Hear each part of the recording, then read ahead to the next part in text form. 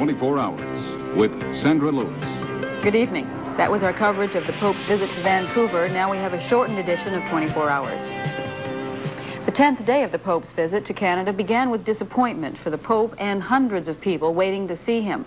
Fog at the Fort Simpson airport prevented the papal jet from landing there. He was to have spent 3 hours with native people who had been gathering for days from all over the Northwest Territories. Plans are now for the Pope to stop in at Fort Simpson tomorrow morning on his way to Ottawa. But the Pope made public his message to the native people. It was a strong endorsement of their struggle for self-government and for their land claims. Another Toronto policeman has been killed in the line of duty, the third in recent weeks. The gunman was an 18-year-old former member of the militia.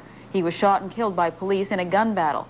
The death of the police officer has brought renewed cries for the death penalty. Prime Minister Mulroney has announced he'll visit President Reagan in Washington next Tuesday.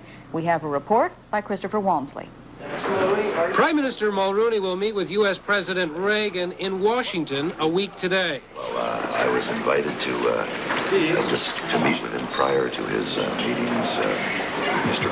Reagan, so that he will have the full benefit of the Canadian views on these important items that will be coming up. And I will take advantage of the occasion as well to deal with matters of bilateral interest that impact on job creation here and investment here in Canada. It will not be the first meeting between the two men. They met in Washington earlier this year, and by all accounts, they liked each other very much. I was just telling the president what the continent needs is another Irishman. For his part, Mulroney will be asking the Americans for an exemption for Canadian steel. An exemption from U.S. steel import quotas. Absolutely. I've been discussing those throughout, and we are in communication today in regard to those important matters that impact on job creation here in Canada. We feel that we ought to be excluded from the impact of that kind of action, and I hope that'll be the case. That report by Christopher Walmsley. An American transient, 65-year-old Thomas Brigham, will be charged tomorrow in the Labor Day bombing in Montreal that killed 3 tourists. A Crown attorney in Montreal says a series of notes found in Brigham's possession are sufficient evidence to warrant criminal charges. Brigham is from Rochester, New York. He was declared mentally incompetent by a judge in Ohio in 1975.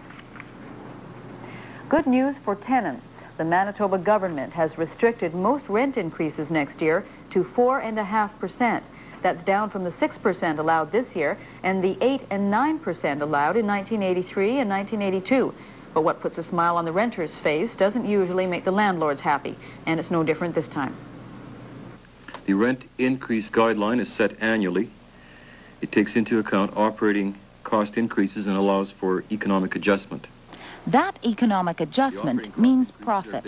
Of the 4.5% rent increase allowed next year, only 1.5% goes into the pocket of the property owner.